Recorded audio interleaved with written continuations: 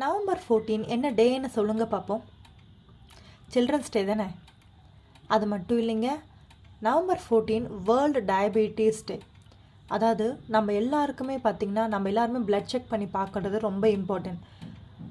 நிறைய பேருக்கு அவங்களுக்கு டயபெட்டிக் இருக்கிறதே தெரியறதில்ல. ஸோ ரொம்ப கஷ்டப்படுறாங்க. ஸோ அது வந்து பார்த்திங்கன்னா சிவியர் ஸ்டேஜ் ஆகிற வரையுமே தெரிய மாட்டேங்குது அவங்களுக்கு. இன்னும் ஒரு சிலர் பார்த்திங்க அப்படின்னா ப்ரெக்னென்சியில் ரொம்ப கஷ்டப்படுறாங்க. ப்ரெக்னென்சியில் ஜெஸ்டினேஷனல் டயபெட்டிக்ஸ் வந்து ரொம்பவே சஃபர் ஆகிறாங்க. இதில் நம்மளுமே ஒருத்தவங்களாக இருந்திருப்போம். மேபி டைப் 1 இருக்கலாம், இல்லை டைப் 2 இருக்கலாம், இல்லை ஜெஸ்டினேஷனல் டயபெட்டிக்ஸாக இருக்கலாம். ஸோ இதில் ஏதோ ஒன்று நம்ம வந்து அஃபெக்ட் ஆகிருக்கோம். இல்லை நம்மளோட ஃபேமிலியில் நம்ம பேரண்ட்ஸோ இல்லை வேறு யாரோ வந்து இந்த டயபெட்டிக்னால சஃபர் ஆகிருக்கலாம். ஓகே, இந்த டயபெட்டிக் அப்படின்றது ரிவர்ஸ் பண்ண முடியாதா? காலம் ஃபுல்லாக வந்துட்டு மாத்திரை சாப்பிட்டுட்டே இருக்கணுமா அப்படின்னா கண்டிப்பாக கிடையாதுங்க. நம்ம எத்தனை டைம் சொன்னாலும் காந்தி செத்துட்டாரா என்னது அப்படின்ற மாதிரி தான் நாம் இருக்கிறோம். கண்டிப்பாக டயபெட்டிக்ஸை வந்துட்டு டைப் 2 டயபெட்டிக்ஸை வந்துட்டு நம்மளால் கண்டிப்பாக ரிவர்ஸ் பண்ண முடியும். த்ரூ ஹோம் ஃபுட்லேயே கண்டிப்பாக ரிவர்ஸ் பண்ண முடியும்.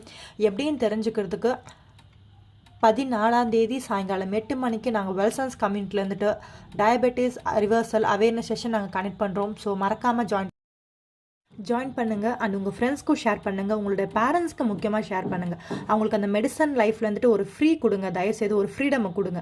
ஸோ என் ஃபோன் நம்பருக்கு பிங் பண்ணுங்கள்.